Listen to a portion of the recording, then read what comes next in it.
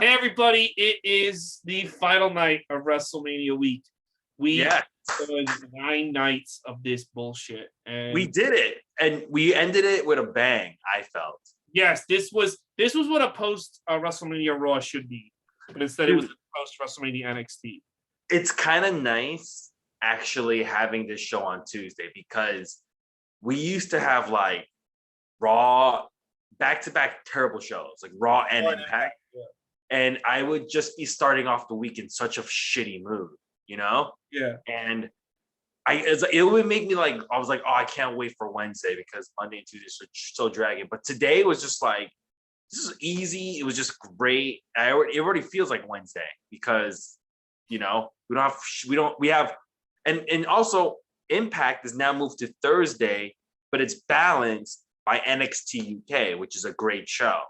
Yeah. So there's this balance that I like. This was a great show, man. This was really good. Let's get right into it. Yeah. It starts off with Karrion Kross coming out. He's a new champion, and he's cutting a promo. It is your standard promo of like when you're on top, people are coming after you. That's a lie. I'm gonna come after everybody else. Nobody. I'm the best, and all this standard stuff. But it was so fucking not like my cup of tea because of Scarlett.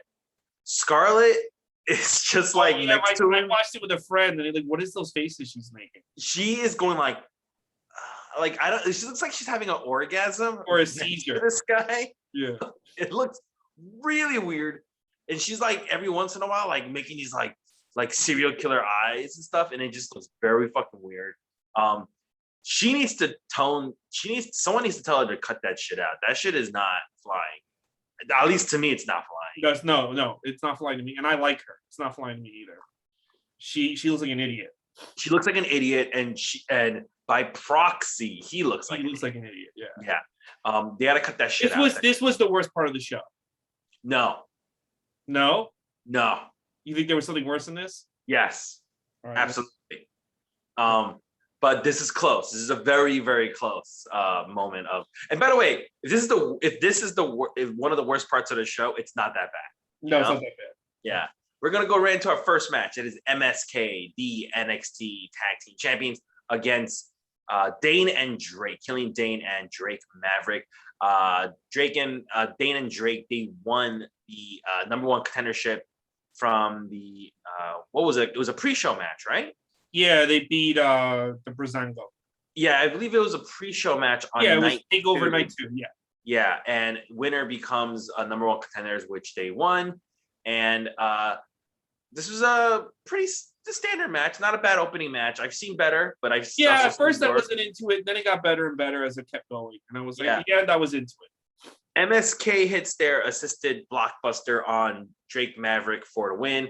After the win, Killian Dane is tending to Drake Maverick when all of a sudden Alexander Wolf is out. And then Imperium comes out and beats the crap out of him. So those of you guys who don't know why this is happening, Alexander Wolf and Killian Dane used to be in a stable together called Sanity with Eric Young. Wolf went on to greater things in Imperium, and Eric Young became a fucking joke. And Wolf comes... The holy waters of change! The holy waters of change. Good one. He does.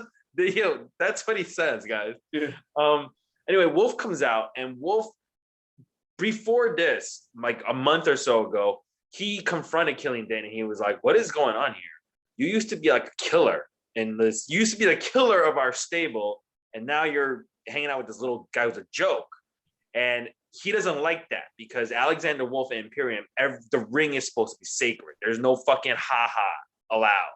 Mm-hmm. And he now looks down on Killian Dane, and that's why Imperium are beating the shit out of them. One thing that NXT does super well, better than Raw, SmackDown, AEW, is they keep continuity. And I fucking love that. It's great. I love where this is going. It's fantastic. Did you notice that he didn't hit Killian Dane? Yes, he did. Alexander Wolf did not lay a hand on anybody. He just let his goons go after him. And then he just walked ahead of them. He didn't really. Part of me thinks Killian Dane's going to join Imperium. Part of me thinks they're gonna reform Sanity with Nikki Cross and Alexander Wolf. A good angle is one that keeps you guessing and gets you excited for all these possibilities. And this is exactly right. Because there's so many ways they could go through this, and or they could just join Violent by Design, and Yeah. the world, and he could do both companies. The world belongs to us. Doesn't belong to you, Imperium. There is a possibility that they could fuck this up, but I highly doubt it. I think the most logical thing they're gonna do is they're gonna have a tag team feud, obviously, and I feel strongly like, yeah, Killian Dane might turn on Drake. I feel like it will happen. I also could see that they turn on Drake, but then Alexander Wolf turns on Imperium, and they put someone else on Imperium. That could happen too. This is gonna be interesting. Yeah, interesting because he didn't put his hands on Killian. Oh, you think Alexander Wolf will he'll reteam with Killian Dane and leave Imperium? Yes, that is interesting. I didn't even think about that. They reform Sanity with Nikki Cross because she's doing nothing anyway. So she's doing nothing. Yeah, they need to. That would be great if they reform. What if this is going to sound completely insane? What if Alexa Bliss is in charge of Sanity? No, and Lily is Nikki Cross, and Sanity are her fucking. Oh my God! Can you imagine? Someone is gonna do that. They're gonna go to Nikki to be like, Nikki, we got a great idea for you. Yeah. and then she goes, yes, anything. Okay, I'm glad you said that. You remember how you were crazy? What if you're? Yeah, do you remember how you're crazy? And then like last week, Alexa Bliss had this doll, and she's like, no. No, we're gonna bring in Alexander Wolf and Killian Dane too. We're gonna get you a costume that's gonna look like the doll. It's like, you have to sit in the corner of the ring akimbo, and then like the lights are gonna turn off, and you gotta like do that. You're like, I can't do it. And then the lights, after you beat the crap out of somebody, the lights are gonna turn back off, and when they come back on, it's only the doll in the ring because you went back to doll size. And she'll be like, I love it. She'll be like, whatever. Yeah. What else is she gonna say? She's gonna say, I love it. You know. No, but she'll be like, no, I like being on main event wrestling. Yeah. But yeah, not a bad opening match. Decent stuff. Good storyline. I love the progression of the story. And now here comes another one with continuity based storyline.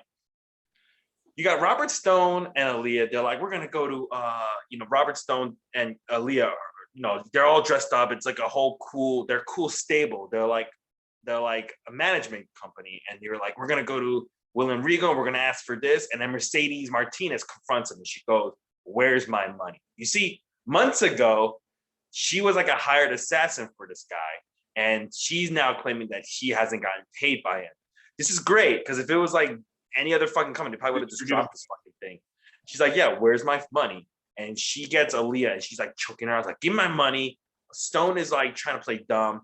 All of a sudden, his newest acquisition, Jessie Kamea, she was a tall girl. She confronts her and goes, yeah, I'll face you in the ring. And she goes, all right.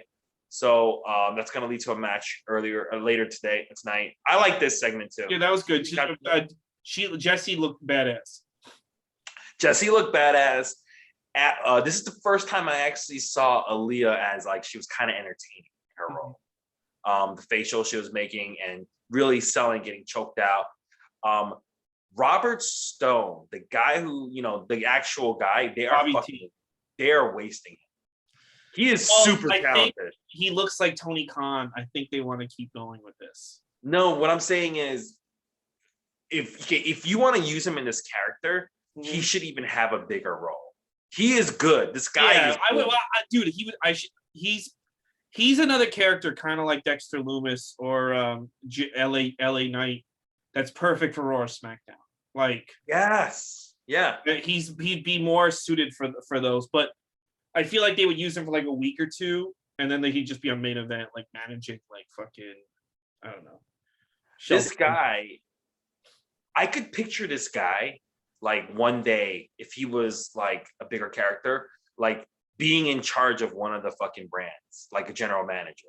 Yeah, but I think the thing that they like and the thing that holds him down is that he looks a lot like a good looking Tony Khan.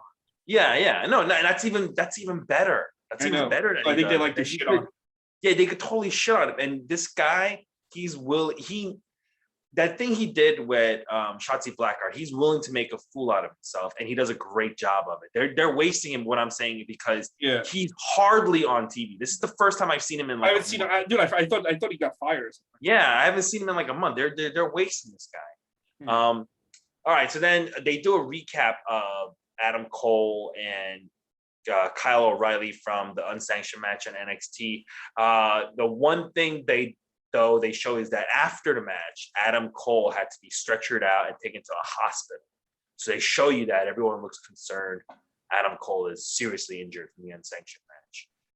I have no idea where that's going to lead, but it was funny when they're rolling them both into the hospital. Like Adam Cole's just cursing him out. I thought that was kind of funny. Like fuck yeah. It's like, dude. Kyle O'Reilly's just laying there like, Match number 2. Jessie Kamea versus Mercedes Martinez. Jessie Kamea needs to get better gear. Her gear. Oh yeah, that gear was like, what is that? That thing was hot garbage, bro. It looks like it's half cow. It's like black and white spots on one side, and then the other half, it looks super small on her, and it doesn't fit because she's in the Robert Stone brand, and he's dressed to the nines. Aaliyah's got good-looking gear. They're supposed to be like, they're very like up-to-date, modern, like it's a management company, right? Mm-hmm. She does not fit with her shitty fucking amateur indie gear. She needs to get better gear. It looks terrible. Mm-hmm. She looks like a fucking joke out there. And it's good because she got her ass kicked by Mercedes Martinez. Yeah, they had this whole thing where it's like, I'm going to beat you up. And then she got her ass beat. Not only did she get her ass beat, but the other two people got like chased down. Yeah. Like, I don't know. I like Jessie's promo backstage. I'm like, you should be doing more with this girl, but there's still time. No, she kind of needs to be in this role, I think. I've seen her wrestle. Not much there. You know, I just realized what happened to the Asian stable led by the undead woman. Did they just decide to like go away? I think they're trying to figure out what to do with it because I don't think it's catching on. Yeah, I like it. I liked it too, but I know some people who didn't like it, and to be fair, it really wasn't catching. Well, it was completely insane that like this woman's been alive for thousands of years and she just has a wrestling stable, and it's like, wouldn't you like take over the planet if you were like this? Yeah. So anyway, Mercedes Martinez hits her version of the air raid crash on Jessie Kamea for the win. Afterwards, she grabbed Robert Stone and goes, "Give me my money!" And he does pull out some money, gives it to her, and now that feud is over. But then she goes to this part, my favorite part of this match. She goes to the announce table. She fucking slams down the announce table and starts screaming at Vic Joseph. "Raquel Gonzalez, congratulations, champ. But now I'm coming for you. I want you, champ." And then she walks away. And then Vic Joseph, like really annoyingly, looks at Wade Barrett and he goes, "Aren't you gonna say something now?" And Wade's just like, you know, like he's scared. Wade plays it off so well. Like he's just like, dude, like I don't want to be fucking involved in this. Playing the chicken shit heel commentator, and Vic Joseph doing the great role of just like being super annoyed that this guy who talks shit the whole time would not stand up for him in the one moment that he needed him to. Perfect. This is a good commentary team. I don't care what anyone says. This is great. It's great. Who says they're bad? By the way, Dave Meltzer, I heard a clip from him today saying that Corey Graves is horrible. He's like the worst part of the show. And I'm like, if you think Corey Graves is the worst part of the show. You know when he started thinking that? When Corey Graves like called him out. No, when Corey Graves one time tweeted about Mauro Ranallo. Do you remember that time? Yeah, oh yeah. And ever since then, Dave Meltzer, who is unprofessional, by the way, because he takes his own personal feelings and uses that, lets that influence his judgment on people's actual performances. Because if he was a real professional journalist, even though he hates somebody, he will admit when somebody's good or not. But instead, if he doesn't like someone, he just influences that things. See, that's the thing with these guys, because the clip they were playing was like they were ripping on the new announcer, which I agree with, but then they start going how bad Corey Graves is, and he's horrible. He's just, and it's like, who wants to listen to him? And it's like, dude, now like I can't take anything you say seriously. Like no, like Raw last night had a ton of problems, but Corey Graves was not one of them. No, and it's like he held it down. Yeah, if you call everything a problem, if you never give any credit to anything on a show, then it's just a fucking clown act to me. Yeah. That's why I can't take him seriously. It's like, dude, not everything is the worst fucking thing to ever happen. Not every, it's a bad show. It was a lot of fucking horrible, unwatchable shit last night. But come on, dude. Yeah, and Adnan Virk was not good, but I felt like Corey Graves was doing his best to like he was doing a lot that last night, and he was holding it down. And dude, think of it this way: he's not even the commentator on Raw. He just why is he brought on all of a sudden? Right? Because they trust him. Yeah, exactly. It's just like this guy. He talks like he's backstage. He don't know shit. This guy's a fucking loser. He's a fucking loser. This guy. According to him, Mauro Ranallo is the fucking best. Yeah, he was garbage. That guy was hot garbage. Someone said the ratings started slipping when Mauro Ranallo started going crazy, and I agree with that. I think it was very hard to watch when we started doing these reviews. NXT was very hard to watch. Remember, like I would just be so annoyed on Wednesdays. Yes, I would be like, "There's something really annoying," because AEW is just fucking annoying anyway. But then NXT was like, it didn't even matter. They were a good match. I was just like in a mood at the end.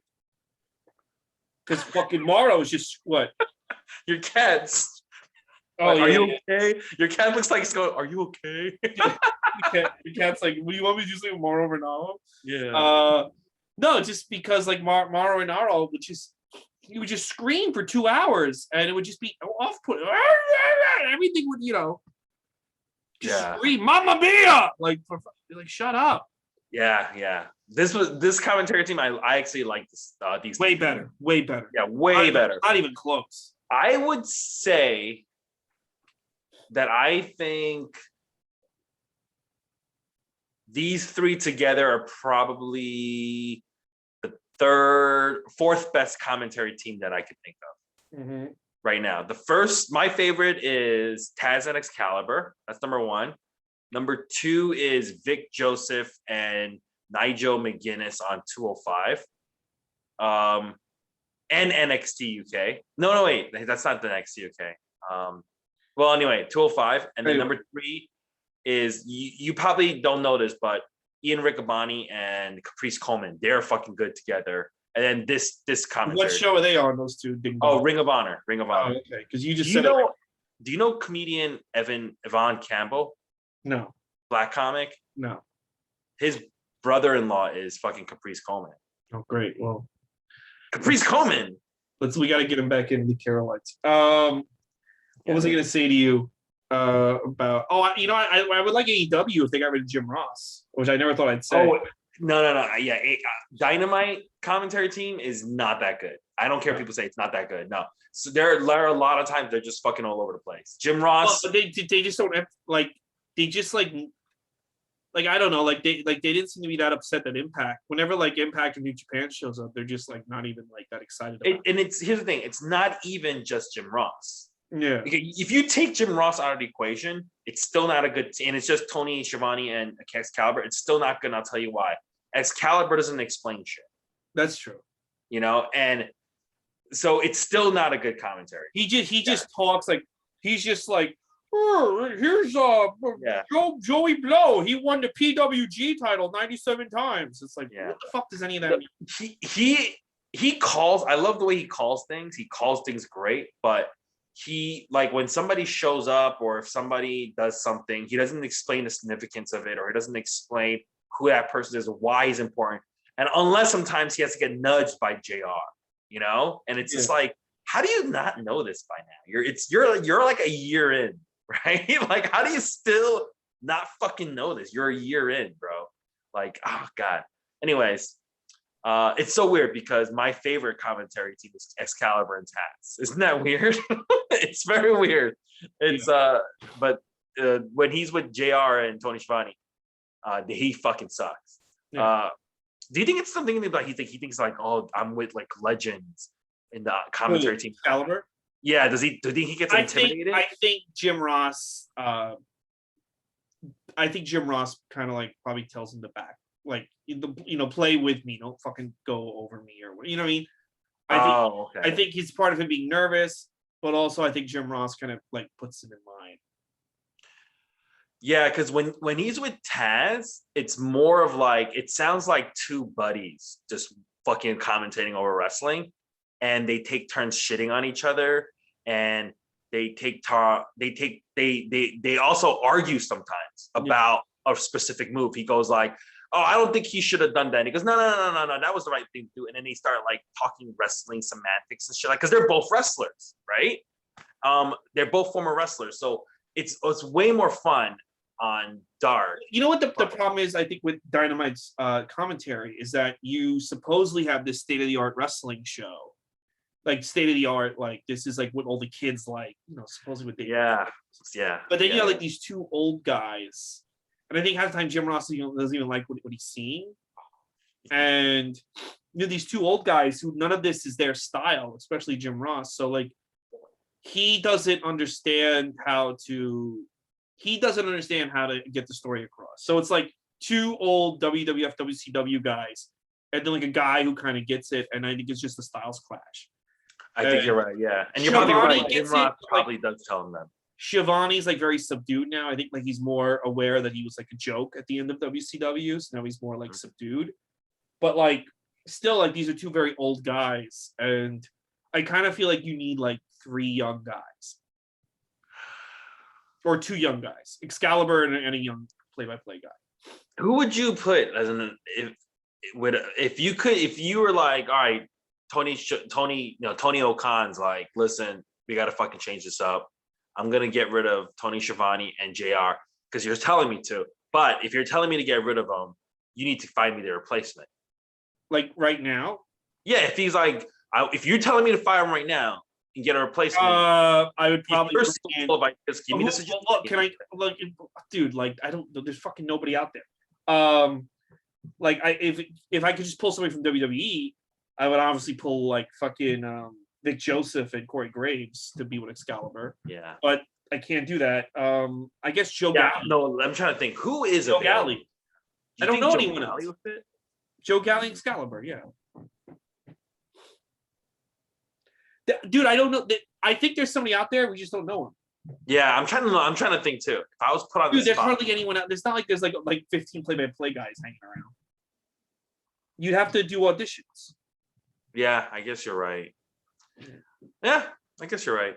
You know who I think would actually be pretty decent? I don't say Kevin Kelly. No, Big Show. Oh, I thought you said Dave Chappelle. Oh, Ian Rick. Actually, that'd be too straight. No, it wouldn't work because it's two straight guys. Actually, yeah, I don't know. Anyway, you'll be good. You'll be good if he came back into wrestling, but he's not. Is Joey Styles on Excalibur would be good. But, oh my gosh, yeah. But he doesn't want anything to do with wrestling, and he got in trouble for pro Trump. He went on a pro Trump rant on a Evolve show, so he's kind of like blackballed from the industry or something. Oh, I mean, well, he'll fit right in with AEW. Yeah, it's like, really, that's the word. He went on a pro Trump rant. Like, who gives a shit? Yeah, how many? I know so many wrestlers who went on.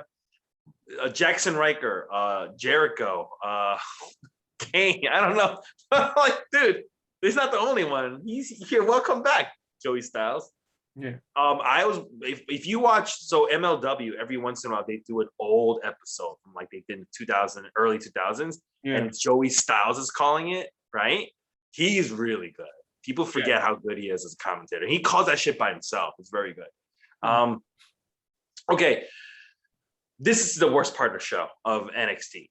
The Way is getting interviewed. This was the worst fucking part of the show. Okay, well, it was so short.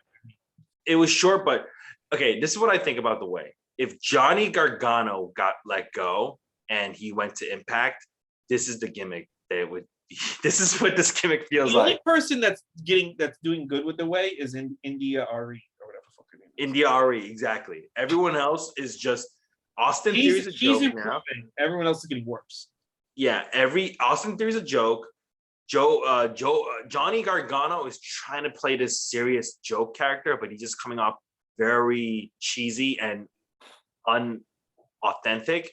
And Candice LeRae just does not look like it's. Indy Hartwell is starting to really grow in this role. Yes, Indy Hartwell is like getting better every week, and it's being really apparent that these three stink. She still needs some work in the ring, though. and but it's like gonna, everything it she was doing. shows. But we'll get to the main event. Swerve Scott is doing his promo from his studio, and he cuts a promo on Leon Ruff and how like tonight's they're gonna end it. You got to get over him. I like this. I like these studio things that they do with him. It makes him look really fun. Yeah, that was cool. That made him look like a badass. Santos Escobar gets in the ring, starts cutting a promo, and he issues an open challenge, and Kushi comes out, and it's a match number 3. Kushi versus Santos Escobar. They wrestle through the start of the second hour, and the finish comes when they're trading covers. They're reversing near falls, and all of a sudden, Kushi Bushi gets the cover, and they count to 3, and he is now the new cruiserweight champion. This shit fucking had me go like, whoa, what the fuck just happened? You know, I was like, whoa, I was not expecting this. It was a great match. I'm glad they did this. You know, too many bad guys came out of WrestleMania weekend, basically proving that the good guys are idiots. Mm-hmm. And you needed one good guy to Yes. kind of come back and be like, no, you're the fucking idiot, and get the belt.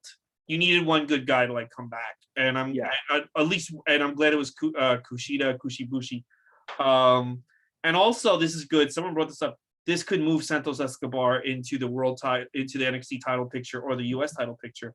Personally, I would get him off NXT and I'd put him on the main roster. But no, I wouldn't do that. Right. Because I feel like he's gonna get fucking wasted. Well, but you can move him into a match with Karrion Kross now, like a serious match. Oh, I would move into the main event of NXT, definitely. Yeah, definitely. I think it's time. These guys have a history too, remember? Yeah. And I was good. You needed, and I'll give another thing, but you need this on SmackDown. You need the good guys that will look like idiots this weekend, because they didn't do it on Raw. The good guys kept looking like idiots on Raw. You need the good guys to kind of like not look like an idiot on the follow-up. Wait, good guys look like idiots on Raw too. I'm saying they did look like idiots. So I said that. Oh yeah. No, I see what you're saying. Yeah. Asuka, Drew McIntyre, and Matt Riddle all like fucking idiots. Yes. You need like some good guy to come back and not look like a fucking retard. Yes. And I'm glad they did that. And I think this is going to be better for Santos Escobar. So good. Yeah. This is the best match. Yeah, this was good. It was so unexpected. And Kushida deserves it. I mean, he has those. It's time to do something with him. And to come right out of a takeover, like the first show back, it just felt big too. I felt really big with him winning. Yeah. They do a Timothy Thatcher and Ciampa in the back cutting a promo, and they basically say, we had a couple of losses, but we're gonna get back right. We didn't forget. He goes, MSK, we're coming after you once again. It's not forgetting about continuity. Yeah. This was something they did like weeks ago, and they're now coming back to that. I fucking love it. Fantastic. Good job. Yeah, I like this promo. Good stuff. Yeah. And I think that's gonna be a good match. And they do mention it. He's like, yeah, I had to do this thing with Walter, but that's done now. And we're gonna go back to what we were originally going for. Titles. And MXK, we didn't forget about you. We're coming after you. Perfect. Perfectly done. And Ciampa looks pissed off and he fucking goes away. I'm actually liking this pairing between these two guys. They're just good. They fit. Yeah. Mm-hmm. Regal is congratulating Kushida in the back when Jordan Devlin comes out with an OTT shirt, his home promotion, and he's just like, hey, like this. I thought this was actually funny. He goes like, congratulations, you beat Santos Escobar, man, but who's that guy ever beaten? It was just really funny. Yeah. But then he goes, oh, so what? He climbs a ladder faster than me. Doesn't mean he's a better wrestler than me. Great. And he goes, I'm going to go back to my home country. Just letting you know, I'm going to keep my eye out for you. I thought this was great by Devlin. That was good, because setting up a match with them in the future if they want to do a match with them in the future. So that was good. Yeah. They need to turn Devlin a heel because Devlin is a heel. Yeah, but there was coming into this, he wasn't. Coming into NXT TakeOver, he wasn't a heel. Okay. But because he's a heel on NXT UK. So yeah. And he needs to stay a heel because people are gonna boo him, because of what he did. Yeah, so he needs to fucking stay a heel. I totally get it. But this was good. Good job by Devlin. Then Raquel Gonzalez comes out with Dakota Kai, and they're in the ring, and they're doing a thing where Raquel Gonzalez is a good guy now, and and Dakota Kai's a good guy now, and she's super complimentary to Dakota Kai, and you could see this is already like the beginning stages of the eventual, Yeah, Dakota Kai had a weird look on her face the whole time. Yeah, and she's kind of like holding the candlelight. Dakota Kai, Raquel Gonzalez, I think, was brought in, at least in the storyline terms, to get Dakota Kai the belt, not so Dakota Kai could stand there while she had the belt. Mm-hmm. This is a great story that they're building. It's already fantastic. When all of a sudden the lights go out, the lights come back on, and it's Frankie Monet, formerly Taya Valkyrie of Impact Wrestling. She's out there with her fucking dog in her arm. She comes out, she gets in the ring, starts speaking Spanish because she's a Boricua or something like that. No, she's spent a lot of time training in Mexico, which is why she's very fluent in the Spanish language. And Rhea Ripley confronts her and says she will, if she gets in her face again. Rhea Ripley, Raquel Gonzalez. Raquel Gonzalez goes, if you get in my face again, I will take your dog and shove it up your culo, which is your ass. Mm-hmm. And then Monet kind of just like goes, oh, okay, well, I'm going to see you every Tuesday. And then she walks out. Well, she said closer cabron, which is a really bad word. Yeah, isn't it like faggot? Yeah. Basically. That's maricon, right? No, but it's basically like faggot, cocksucker. It's everything like that. Cabron. Oh, okay. Fucker, almost. Mm-hmm. At once, yeah. Yeah, so Monet just leaves the ring, and then Dakota Kai and Raquel Gonzalez is just standing in the ring, and I'm like, wait a minute, this is how they're ending it? It's stupid. Yeah. But all of a sudden, Rhea Ripley's music hit, and she comes out with the fucking Raw Women's title, and I'm like, all right, this is good. Are they gonna go at it? Mm-hmm. She comes into the ring, they're facing off, they're both fucking tall, and then they fucking like cheers the fucking belts, and they're like hugging each other. I'm like, what the fuck are they doing? I was like, what the hell's going on? And then Bianca Belair's music hits, and I'm like, oh no, please don't tell me they're fucking doing this. Belair comes out, and all three of these fucking geeks are standing in the ring like, yay, we're champion. Girls do it better. Well, I mean, look, I'll tell you what I liked about this. I don't think they should have had Taya Valkyrie in the second. They should have gave her a squash match, right? They should have had her. And I'm going to tell you what I hated about that in a second. But, like, I like the idea of the three women, like Rhea Ripley and Raquel Gonzalez making up. Remember, they were supposed to be best friends. You remember that? Rhea Ripley and Raquel Gonzalez? Yeah, the whole storyline in their last one standing match was we were best friends and Raquel Gonzalez turned her back on me. We came up together. So, like, that making up, like, now we're both champs, so let's be friends again. I like that. And then Bianca Belair, like, this is where we started. Here's the part I think was missing. They should have showed Dakota, like Owen Hart. They should have showed Dakota Kai standing, like ringside, just staring at all three of them. Okay, I was thinking that, and they never showed us that, and I think there's a reason why they didn't show us that.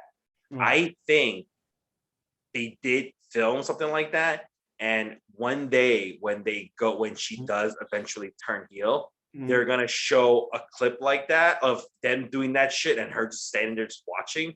Yeah, like in a montage. I think it was a nice like, hey, look at this awesome weekend. These three women like won this belt. That's a nice like post WrestleMania moment on NXT just to have, like, because they're not feuding with each other, those three, so they can be friendly now. But like down the road, if there's like a roster shake up, they can always feud later. You know what I'm saying?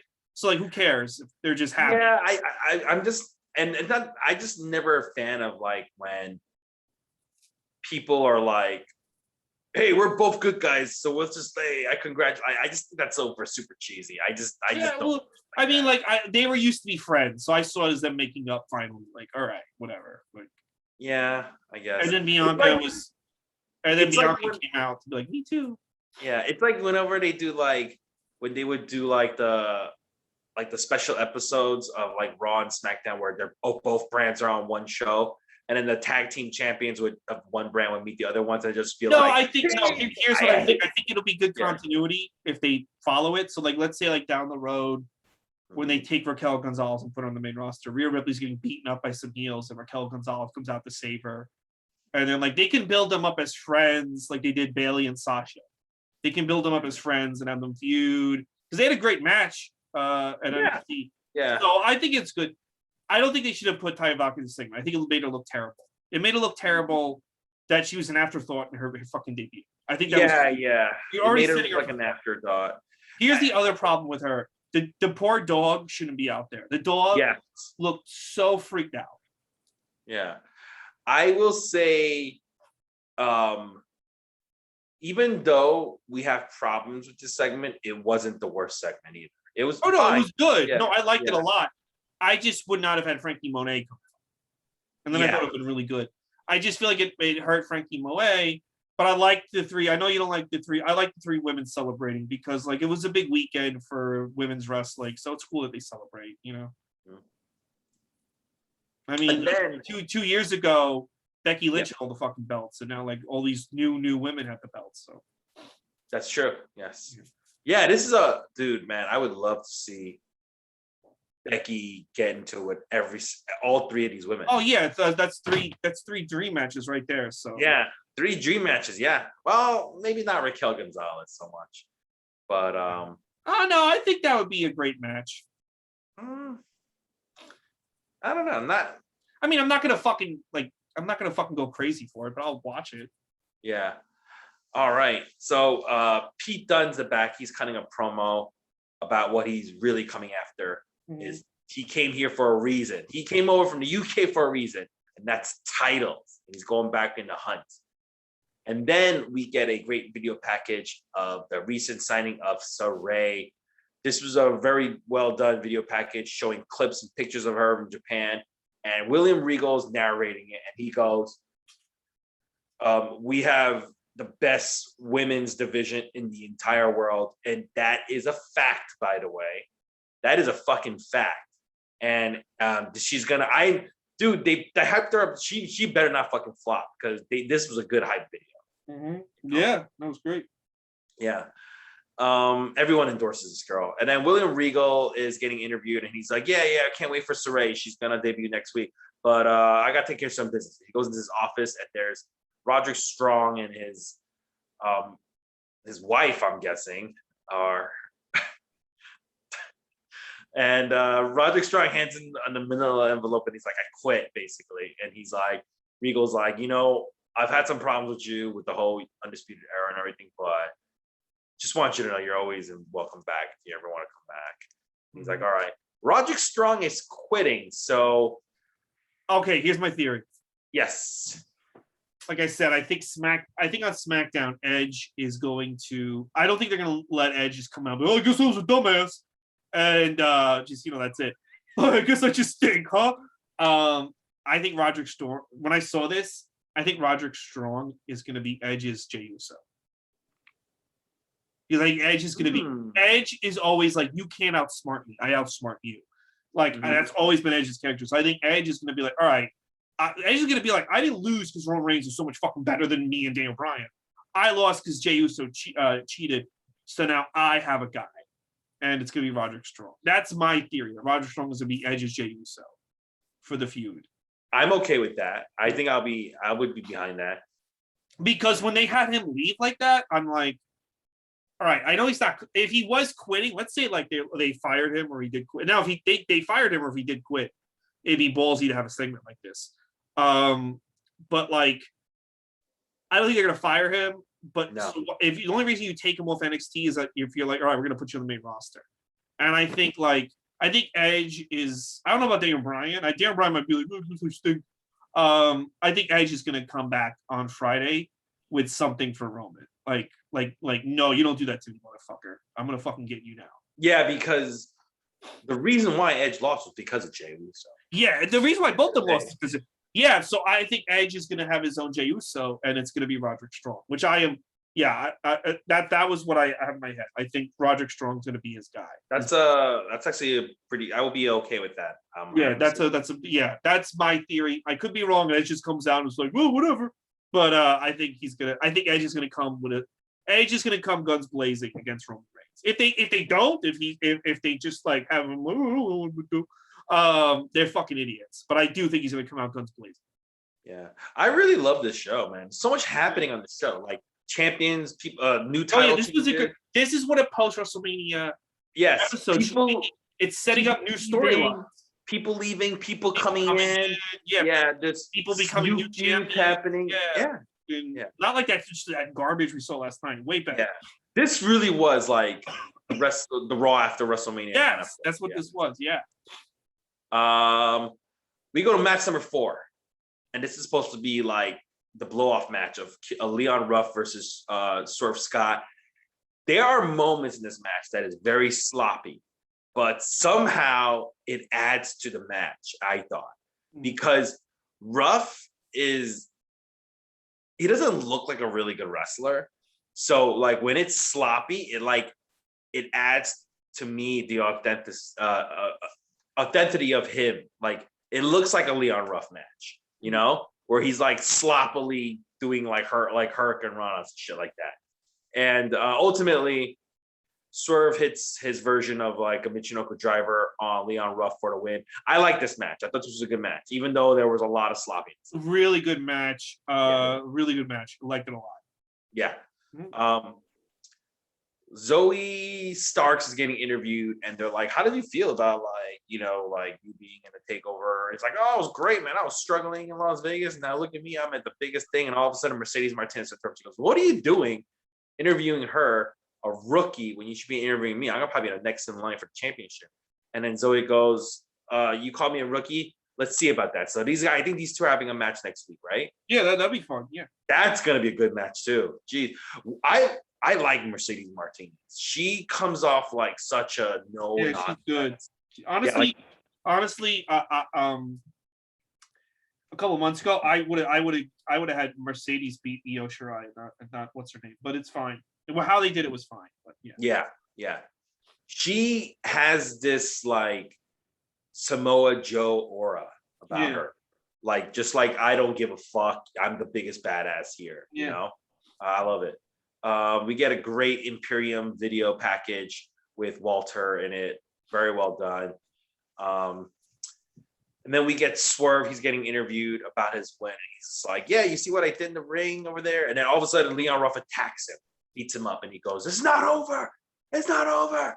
And I'm like, "Oh, they're gonna probably have like a hardcore match to blow this off." That was good because I feel like on Raw they just would have had Leon Ruff lose, look like an idiot, and that's it.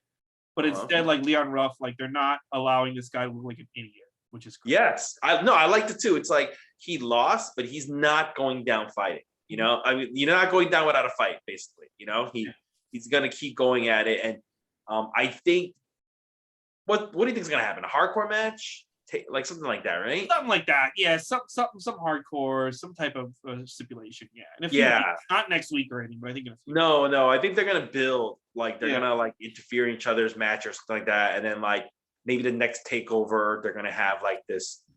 We're gonna have an unsanctioned match. I don't know. A Nigerian studio match. I don't know. a hip hop drums match. Yeah, hip hop drums match.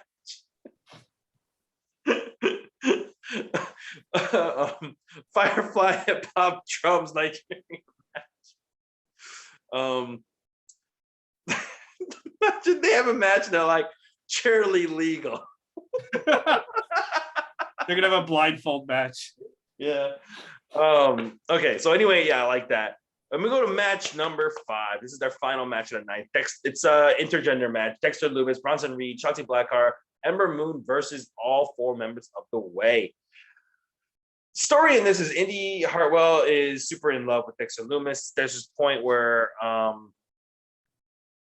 everyone's doing their thing, and then Dexter Lumis has the silence on Johnny Gargano, and Indy Hartwell lays, instead of like kicking him in the head to break it up, she just lays down next to him like she's knocked out. Dexter Lumis looks like he's going to kiss her, and then Austin Theory kicks him out of the beats him up, which pisses off Indy Hartwell because she always got kissed. So she throws Austin Theory out, and then she lays on the apron like she's passed out again. And then Dexter Lumis picks her up and he kidnaps her away like he did to Austin Theory in a way. And then as he's basically carrying her, Indy Hartwell turns to the camera, smiles, and gives the camera a thumbs up. Yeah. I fucking laughed so much at that. And then ultimately, Bronson Reed hits the tsunami on Austin Theory for the good guys to win. Indy looked great in this, but there are moments in this match where her wrestling is fucking not good. She took a DDT and she was nowhere. Like she fucking landed on her knees. Here's the thing with Indy Hartwell. Yes. Not everyone's meant to be fucking Sasha Banks. Some people are meant to be Miss Elizabeth or Stephanie McMahon. And I think that's Indy Hartwell. Dude, it is. But here's the other thing. She has so much more charisma. Dude, the beginning of the year, she looked like every time she looked down in front of the camera, she looked like she was going to shit her pants. Yes. And now since February, she has so much more charisma than the other three members of The Way. It's fucking embarrassing. Especially the guy like Johnny Gargano, who was stealing the show for years and now looks like a fucking idiot. But you know what? Sometimes you got to take the ball and run with it. That's what she's doing. I thought this match was really good. I like the fact they did have some intergender violence, but it was done logically. It wasn't done like, again, I feel like Vince Russo would have been like, and then Bronson Reed just punches Candice LeRae in the fucking face, and he just kicks her in the fucking twat, and that's it. And then he wins the match. Like, you know what I mean? Like, he just fucking, you just deck her. But like the intergender violence was good. It was really well done. And Bronson Reed looked good. And yeah, I thought it was a good main event. It was a feel-good way to end WrestleMania week. I kind of didn't like the feel-good ending. I kind of was like waiting for something to happen. Yeah, but you know what I think? They kind of wanted to end everything. This is it. This was it for the whole week. And I think they wanted to end everything on an up note. So like if you watched everything, it ended like you're excited for the future. You know, where's Roderick Strong going? What's going to happen on SmackDown? What's going to happen with Indy Hartwell? What's going to happen with Shania Twain? What's her name? The Japanese woman? Shania Twain, yeah. What's gonna? But you're not saying it with the accent, but you're right. You know, what's the future hold for Kushi Bushi? Yeah. Like, is Jordan Devlin going to be on NXT UK? A lot of things, you know, you ended it with a lot of questions, but then you end it with like a nice happy ending. And there's a cliffhanger with, you know, is Indy Hartwell going to suck Dexter Loomis's cock? You know, who knows? Yeah. No, trust me, guys, my complaint is a very small complaint. Yeah, like, I think they were like, we have to. I think they couldn't end it again like they ended WrestleMania. Yeah. They had to, like, this was based on last week's, both the NXT takeovers and this. So far in April, this is the show. NXT. Yeah, no, this was a really, and dude, I think the best thing for probably also for AEW is for these two shows to be away from each other. Yeah, because I do feel like AEW was kind of booking towards an imaginary war that nobody really gave a fuck about. Yeah, and it didn't really exist. I'll tell you why it didn't exist. Because there was not a war. There was never a war. No. It didn't matter who was winning the ratings. It didn't matter because like I would watch AEW first, then I would watch NXT, or I watch NXT first and I watch AEW. It didn't mean like you know why the Nitro and Raw was a war? Because most people, if you watch Nitro, you could not watch Raw. It was there was no DVR. Yeah. So it doesn't matter. Like, well, more people. So take notes with these fucking ratings breakdown. Unless like Raw, unless like NXT, or unless like AEW was getting like 5 million viewers and NXT had like 10,000 viewers, then that'd be like, oh, what the fuck is going on? That's a battle. You know, that's not a battle, but there's something's really wrong here with NXT. You know what I mean? But that never happened. It was always close. It was always like, it was just pathetic the way they would like, oh, the women didn't watch this segment. Who gives a fuck? They're all gonna, dude, you can watch it on YouTube. You know what I mean? Yeah, exactly. It wasn't. It wasn't a war too, because. But Tony Khan acted like he was having a war. It was fucking stupid. You know why? Because he's a mark. He's a fucking mark, and he just like a mark. He goes, Meltzer. What am I doing wrong, Meltzer? Yeah. Lord and master of the internet of wrestling community. But the problem was like, you know, like people. And I people online would hype up every week, like, oh, maybe this week NXT is going to do this to counter AEW. And I really do feel like NXT was just trying to have a show. They're just trying to build the Raquel Gonzalez's and the Rhea Ripley's into, you know, the people that are going to main event WrestleMania. And instead, people want to be watching it for that. You're watching it to be like, well, you're not even trying to fight AEW. They should have fucking, you know, people like say like they should have like main roster people, like people like trying to argue that Bayley should join NXT or something, because it wasn't a war. They're just trying to build the fucking future on this show. And they're just having good matches. Yeah, the first quarter of this year, I gave it to NXT UK. You know, NXT UK was the fucking show the first quarter, but if NXT keeps at this pace, it's gonna be a fucking great show, guys. I don't hate WWE. I fucking love NXT. I love NXT UK. It's just the main roster, which is like and you know what? SmackDown sometimes it's not the worst fucking show, dude. You know? The funny thing is Rhea Ripley even walked out different tonight on NXT. Like it was like so night and day. You could see how much control they put over her on Raw last night. Yeah. And then here she could be herself, and she just like walked out looking like so natural. Like it's just insane. Yeah, it's almost like two different companies. Yeah, it is. It's so weird. It's so fucking weird. Remember, like what the fuck happened to Keith Lee? Right? I think he's injured. Maybe. Yeah. But and like, you know what's so weird? Because they didn't want to do WCW like in 2001. They didn't want to, but like essentially, like NXT is almost WCW or ECW. Like it's just such a different company, and they treat it. I feel like the main roster always treats it with disrespect, but it's like you own this fucking company. I know, that's the weirdest thing. It's like, no, we that gimmick you did over there, it ain't gonna fly up here. But it's yours. Like it's your fucking gimmick, guys. Like you own the fucking rights. You were technically making money on this. Why don't they had Bayley? Like Bayley was so, and don't get me wrong, I love Bayley's character now, but they had Bayley so hot in NXT, and they just fucking broke her down. Dude, you remember how they were burying her in 2017? Like just burying her for months on end. And now they built her back up in Vince's image. But it's like, then why even put all this time and effort into her on NXT? If you just that's why I think Junior is stupid, because he appears to be such a control freak that it's like it doesn't even matter if it's coming from my company.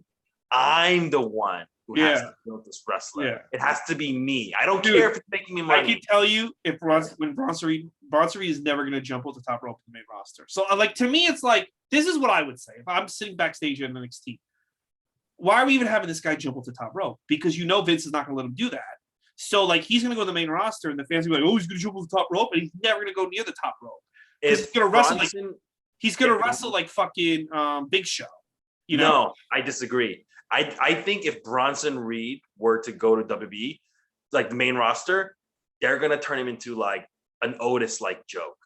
Okay, like, but he's not gonna do what he did. They're like, I want you to shake your belly. Like that's exactly it. And he's gonna be like, so that's why I'm saying, like, get him ready for that now rather than have him. And meanwhile, Otis is like, I can do that. And he goes, no. We want this guy to rub his belly. We want you to be a fucking bad guy. Yeah. No, I would love to do that. No, not you. Yeah. So that's my whole thing. It's just like, it's almost like these guys are having amazing matches, but I'm just like, but they're gonna have to change their whole style. Like Matt Riddle's whole style is different now. They're gonna have to change their whole style to the main roster. So why are you even like letting them do all this? It's like, I don't know. I love it though. Don't get me wrong. Yeah. One of the best people, I feel like in WWE is like the people who don't fucking ever leave NXT. Yeah, they gotta be so happy. Well, like Ciampa must be fucking ecstatic. Just be like, I don't have to fucking go over there and just like Ciampa. I hope Ciampa, but Gargano stayed too long. He's garbage now. So I think there's some people like you can't keep him there that long. They gotta go back and forth like Finn Balor's. You can't, because like I think Gargano's time to move was at least 2 years ago, and they missed it. I mean, it's such a weird. It's like a puzzle you can't solve, because if you go to the main roster, like you say, like some people need to go, there's like an 80% chance they're gonna fucking kill you. Yeah, you know? But then there's like some people that they do right by, like I don't even know who at this point. I was about to say. I mean, they have to break you down first. They'll always have to break you down. Yeah, but like I'm trying to think of someone that they didn't break down. Yeah, who didn't they break down? They're just like, you are perfect the way you are. From NXT. Samoa Joe, I feel like. Yeah, Actually, Samoa you're right. They Joe didn't just really got to break be him Samoa down. Joe from start to He finish. just went straight from being Samoa Joe to Samoa Joe. Like, yeah, straight. They never made him look an idiot. Corbin. Baron Corbin constantly was an idiot, but they don't think he does. Yeah. Baron Corbin was already like Baron Corbin in NXT was basically like, I'm a shitty Randy Orton style wrestler in NXT. That was his gimmick. So it was fine on the main roster because That's what I'm saying. They didn't break him down. They just kind of were like, we're gonna take Elias they're breaking down now. Yeah, they're breaking down now. They're breaking because Elias they gave down him do you remember he beat Dean Ambrose like his second or third match? I remember Elias was huge, dude. Yeah, he was nothing. He was a joke in NXT, and they like loved him. Yeah, I legit thought like this guy was like, oh my god, this is the next star. I legit thought this was the next big star. I thought the way they were pushing him, John Cena was letting him do. John Cena always, whenever John Cena would come back, he would let Elias beat him up, or do stuff. I don't know what happened. I don't know. I have no idea what happened. John Cena left. That's what happened. Yeah, I guess you're right. All right. Well, that's it for WrestleMania week. We're done. We'll probably be back on Monday to cover Raw, but we're definitely not covering SmackDown. So good luck figuring out whether it's good or not. It's probably gonna suck, guys. Well, we'll see. And then we're definitely not covering AEW or Impact this week. I'm done with those two companies. All right. We'll see you next week.